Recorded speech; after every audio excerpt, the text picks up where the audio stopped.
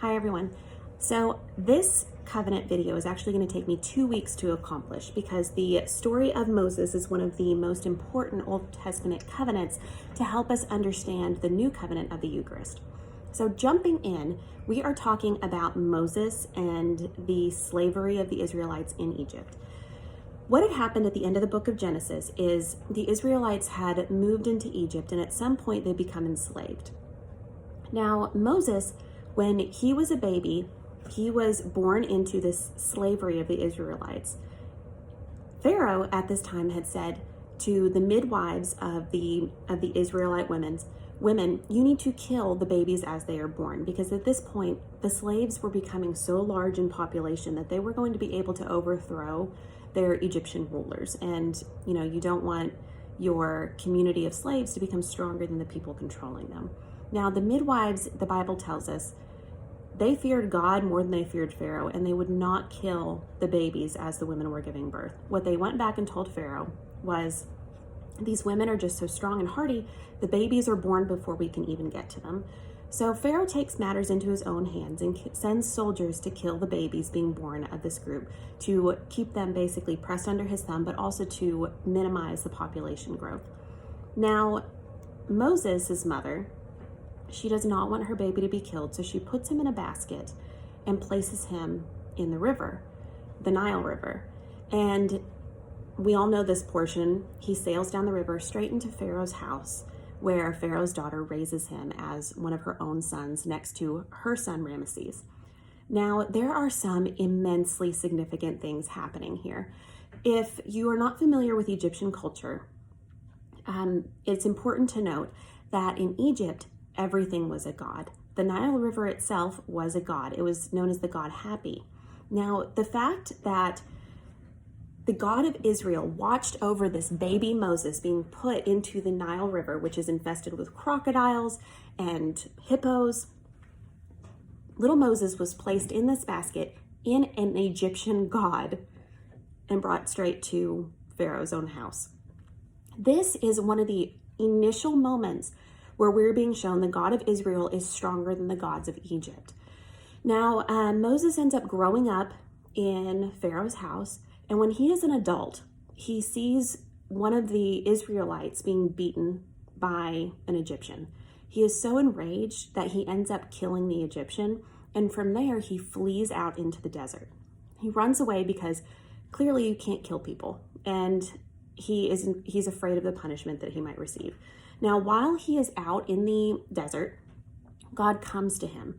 And this is, at this point, he's married, he has a new community, he is mostly content, but God comes to him and says that you are to go back and you are to free the Israelites. And this is what he does. He does go back. Now, there's a lot more significant information about this burning bush episode where God comes to Moses, but I'm going to have to skip over that for now so I can talk about the other portion. Now, when Moses comes back and he meets with his brother, because his brother, the one that he had grown up in the palace with, he is now Pharaoh. So he meets with his brother and he tells him, free my people, free the Israelites. And he says no. So the very first plague is turning the Nile River into blood. This is the plagues are still something that is open to interpretation. But I'm, again, just like I did with Abraham, I'm sharing the one that I see as the most fruitful. So he turns the Nile River into blood. And again, this is signaling to us the God of Israel is greater than the Egyptian God, because the Nile God, Hapi, is now under control of the God of Israel. And Pharaoh still says, no, I will not free the slaves. The next plague that comes when Moses asking him, free my people, is a plague of frogs. Now this targets another very large Egyptian god, Hecate, which is the fertility god, who is a frog. So again, we're being shown Israel's God is stronger than the Egyptian gods. The next one is lice that come from the earth, and this is showing that the Israeli God is stronger than Jeb, the god of the earth. Next plague, when Pharaoh continues to say, no, I will not free the slaves, is flies. And this targets Khepri, the god, it's a bug-headed god of Egypt.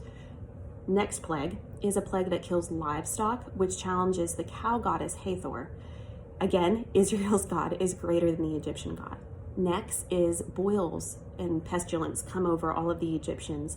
And this is showing us that God is greater than Isis, who is the Egyptian goddess of health. Next, the sky god Nut is challenged with hail raining down from the sky.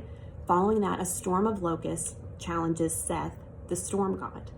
Now, the ninth plague, I don't know what number I'm on. The following plague challenges the god Ra, who is the god of the sun. When the entire earth the sun is eclipsed, everything goes black. And Pharaoh still will not free these slaves, even though Moses is continuing to show the God of Israel is stronger than all of your gods. Now, the final plague that is going to be brought onto Pharaoh's house is challenging Pharaoh himself, because every Pharaoh in power is considered a god in Egypt. And this plague, he is warned, your son is going to die. Your firstborn child is going to be killed if you do not free the slaves. And again, Pharaoh won't do it. So this is when we get the Passover meal. And this Passover meal is incredibly important because this is our Mass, this is our Eucharist, and this is the only reason that the new covenant of the Eucharist makes sense.